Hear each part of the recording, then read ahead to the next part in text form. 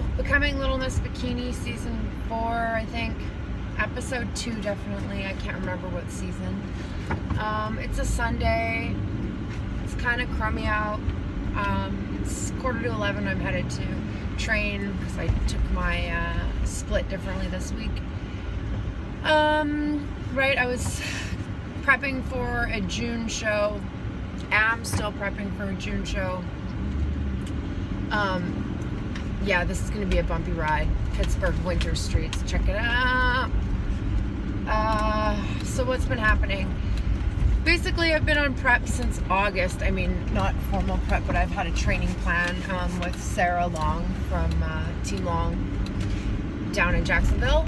And that's been going great. And I'm really happy with the level of care that I get with her as a coach and the variety of training plans that I'm getting, you know, even if they're kind of recycled from other, or that other competitors are getting them and they're not exactly custom. It's the frequency at which they change, which I wholeheartedly believe in, so I've been happy with that, and it keeps me motivated because having the same playlist or having the same training can just kill you. I had a couple seasons ago a coach who left me on the same plan for almost 8 months, and it just killed me. And really, I didn't progress like I could have if I would have been switching it up. So that's been good.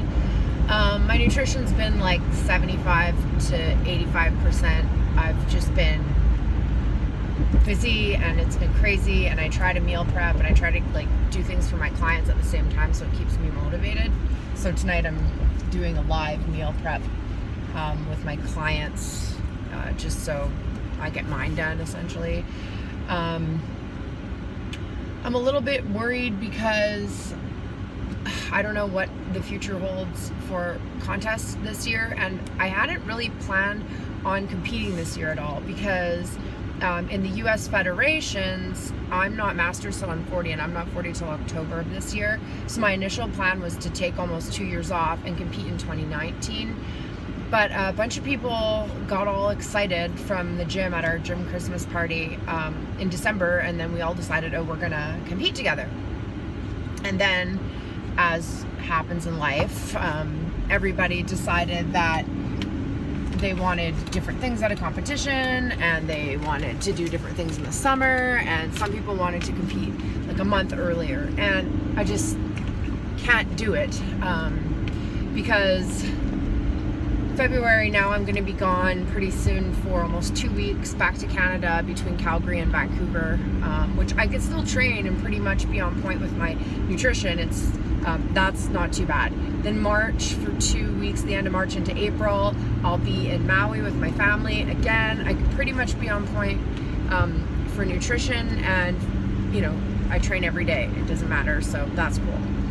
But other things have come up with our engineering business where I'm going to need to be traveling a lot more, and I've already become a lot more busy in the last 6 weeks, and that's meant just my training schedule's been all over the place. I've missed cardio here and there, or had to shorten it, or I've had to train in the studio, which is almost totally fine, except there's a few machines obviously that I need to use that I don't have because it's a free weight studio. And so now I'm kind of I'm wondering what the heck is gonna happen, what contest time is gonna look like. So I'm trying to really get my head around how I'm gonna make contest work when I'm basically traveling for half of the month every month from now until contest time in June.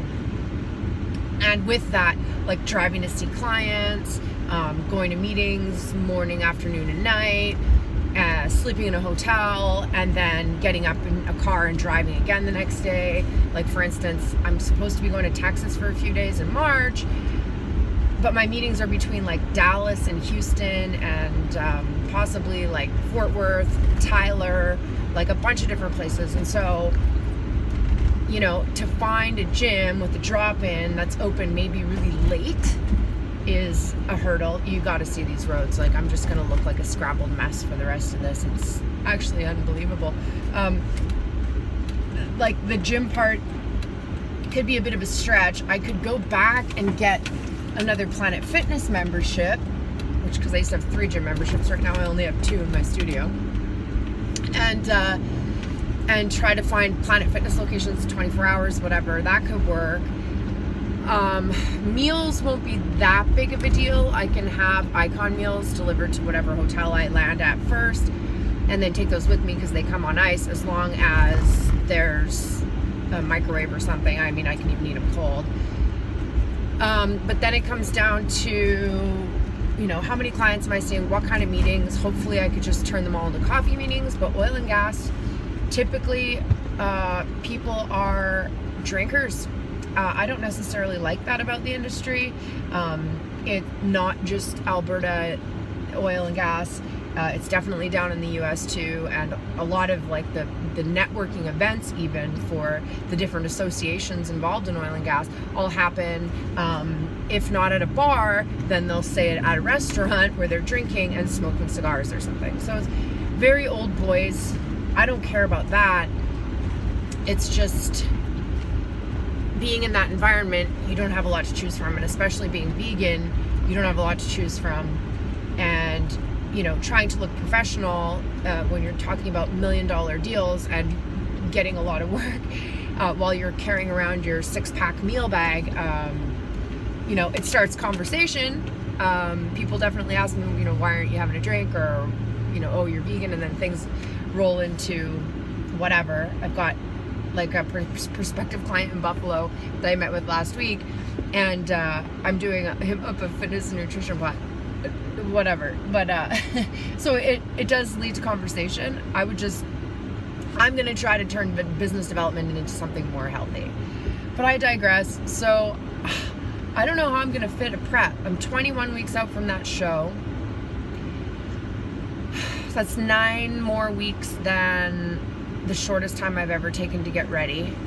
The reason I didn't want to shorten up my prep time was because prepping in 12 weeks or a little bit under 12 weeks, especially because I'm still carrying a relatively high percentage of body fat for show quality physique, means a lot more time on cardio or really, really, really strict nutrition, or a combination of both. And right now I don't have the luxury of time at the gym when I'm on the road. I don't know. So I guess, long story short, I'm going to try to get creative about how I tackle this prep, but I'm also giving myself the space to call it quits if I have to. So I'm going to, you know, keep with it. Maybe this season is about not being, you know, picking your battles. I don't know. I had the luxury of time and luxury of time the last few shows, so this time I don't. And right now it's about selling the business and retiring, as opposed to working forever. And so, you know, you've got to scale it up to the point that it's saleable, and that's just sort of the goal right now. So that's not really a lot of bodybuilding talk. That's more business talk, I guess. But that's another part of my life. So welcome to it. And I don't know. Stay tuned for what happens. I'm off to the gym right now. I've got a shoulder day, I think. Again, my split got screwed up because Jeff had to go to the airport, and there was just a bunch of business development people were in town from all over for a Marcellus Utica convention last week. So took advantage of that, and now I'm paying the piper. It's gonna train, go get my winter boots at the gym I left them there, and then take the dogs out and do my meal prep. Yep, that's it. Have a happy February 3rd, I think it is. Don't even know the date. And stay tuned for what's next. Probably update y'all from Vancouver next time. See you later.